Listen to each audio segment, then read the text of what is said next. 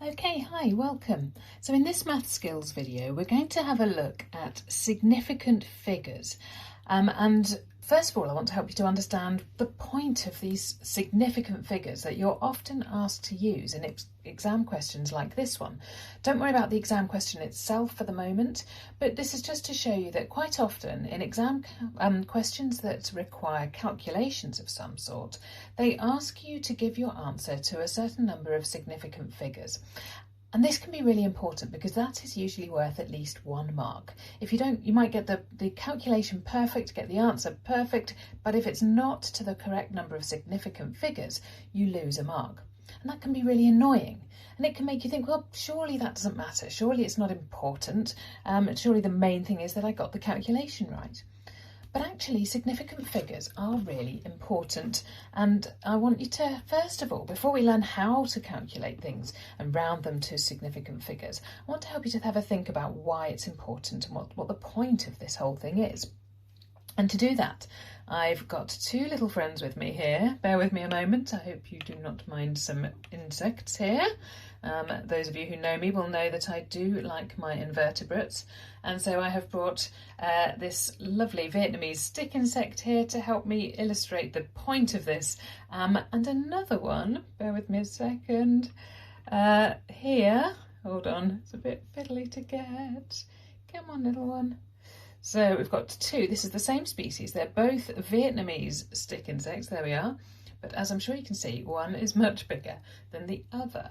And that's because this one is a fully grown mature adult and it's 5th molt, and this one here is a bit younger, only in one of its earlier molts. Now,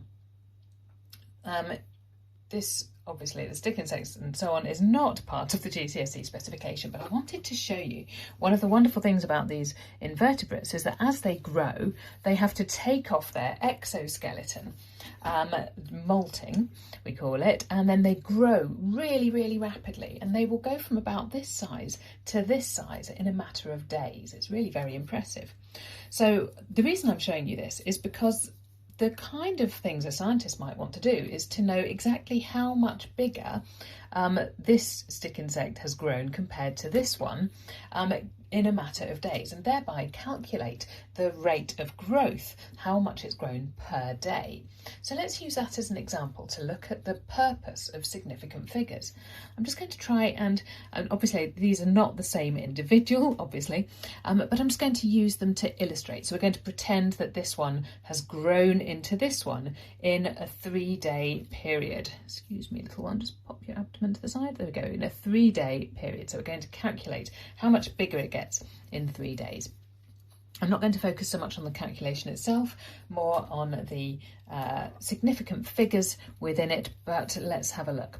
So if we wanted to measure something like this, we would first of all need to measure it with a ruler, of course. We're going to measure the body length of these stick insects, and they're good for this because they stay so still when they're playing dead like this. And I can see, looking from on top here, that this stick insect is measuring, if I go from its eyes, let's say, just to keep it consistent, to the tip of its abdomen, that is measuring 69 millimetres. So I'm just going to write that in there, 69 millimetres before molting. We're going to pretend it's the same stick insect. And then we can measure its length, after molting. Here we are. So if I measure this one, which is roughly what it would grow to. It's quite extraordinary, isn't it?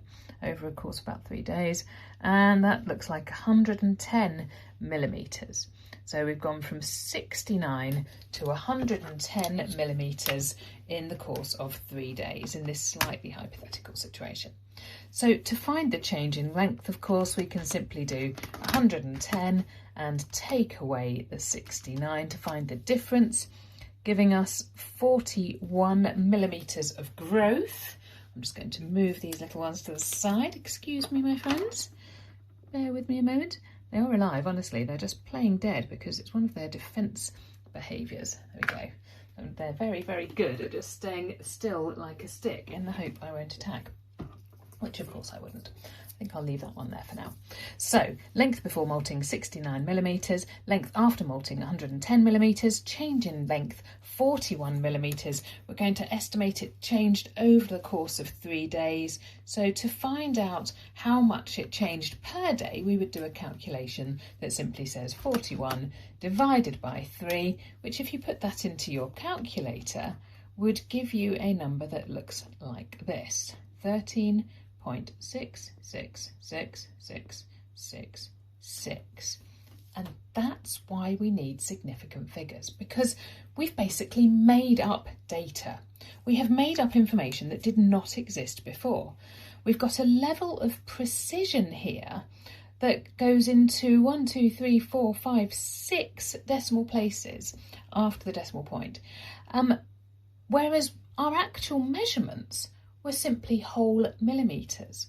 So we've made stuff up. There's no way we could possibly actually measure to this level of precision when what we really measured was 69 and 110. So we need to round it to significant figures. The use of significant figures makes sure that the answer from calculations does not imply a level of precision that we didn't actually have in the existing data. That's why we need significant figures, because this number here is 2 significant figures. I'll explain that in more detail in a moment. This number here has 1, 2, 3, 4, 5, 6, 7, 8 significant figures. That's way more precision than we actually measured. And because science is all about being truthful and accurate with the information that we're finding, we can't do this. We're implying a level of precision that simply did not exist. So by using significant figures, what we're trying to avoid is a situation where we're giving the impression that there was more data than there actually was. So it's really quite important. Now we know the point of using significant figures, I'm going to put my little friends back and we'll have a look at what exactly we mean by significant figures and how we can use them to give the correct answer in exams and get all those marks. So now that we've seen why we need to use significant figures to basically make sure we're not implying a level of precision that simply couldn't or wasn't there in the original measurements, we now need to think about what exactly they mean and how we can recognise a significant figure. I've drawn a number line at the top here, and basically any number that is not a 0 will always count as a significant figure. So those whole numbers always count.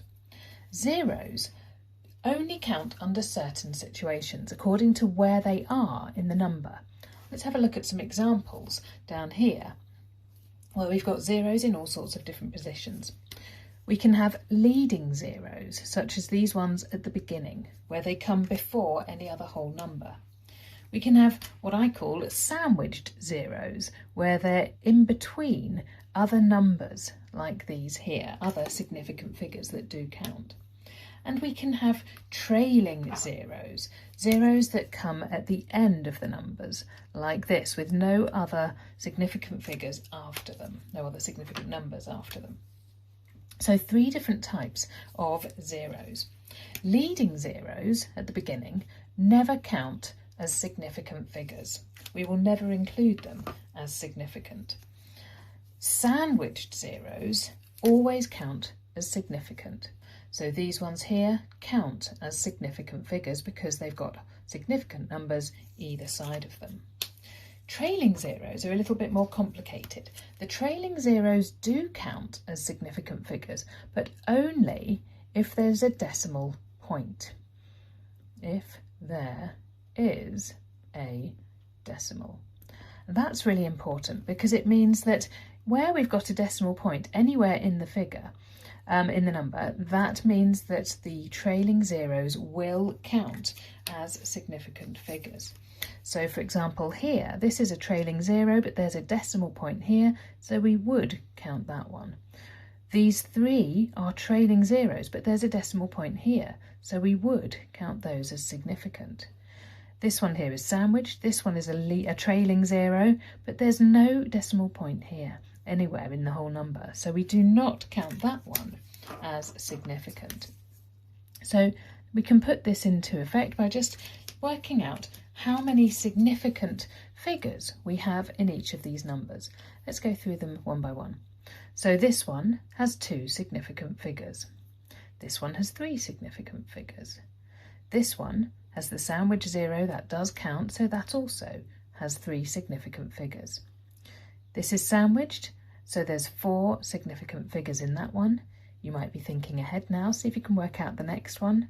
We don't count the leading 0, and we're not going to count the trailing 0 because there's no decimal point, so we only have 2 significant figures in that number there.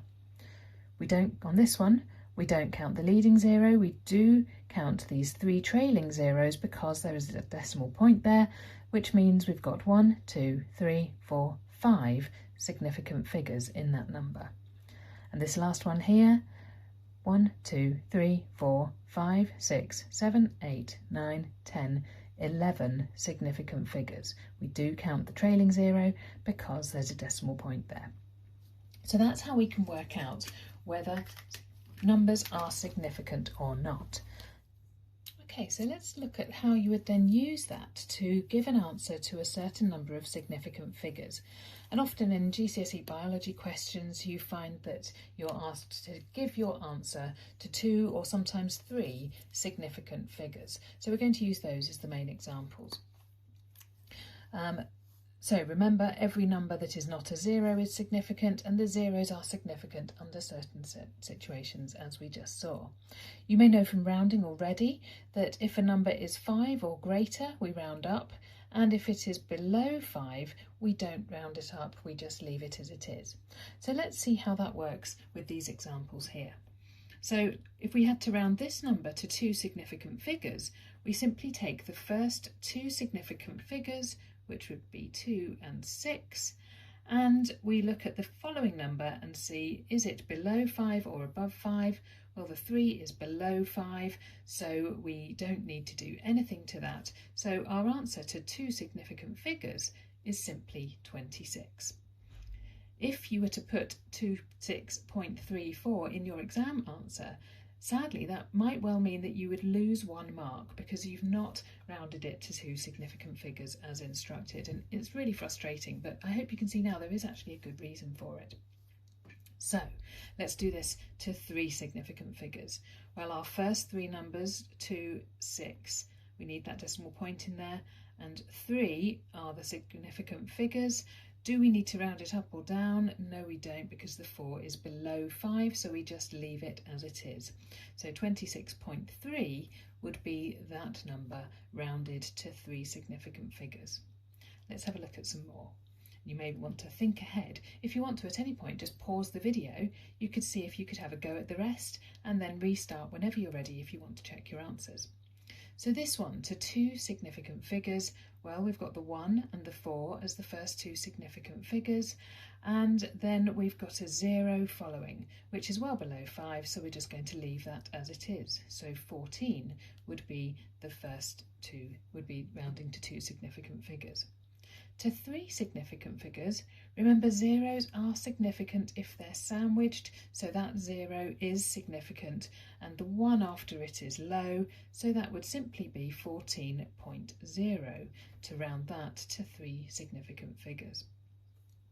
With this one here, 2 significant figures, well, we need that first one is certainly significant, and then we've got a 7, that would give us our second significant figure, but after it comes a 6, which is above 5, so we need to round it up.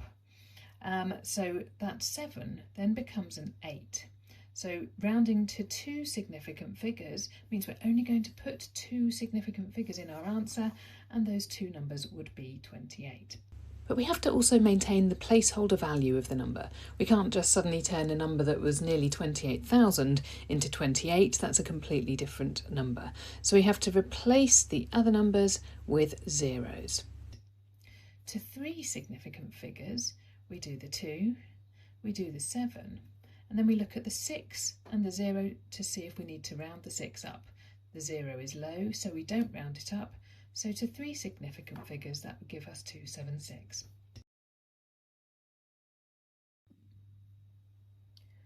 So what about this one then? So in this one we've got 0.0325. Now we know that leading zeros are not significant, but that means that we can't include them in our rounding. We still need them in there to show where these are in terms of placeholder value, where they actually exist. So we take those first two significant figures here, 3 and the 2, and see if we need to round them. So we still include these, we're just not going to include those zeros in our rounding. And then we've got the 3 as our first significant figure, we've got the 2 as our second significant figure, but the number after it is a 5, which is high, so we round up, giving our second significant figure as 3. So remember, we still need to include the zeros, otherwise if we put 33, well, we'd be changing the order of magnitude hugely and turning a very small number into a very big number, which would not make sense, obviously.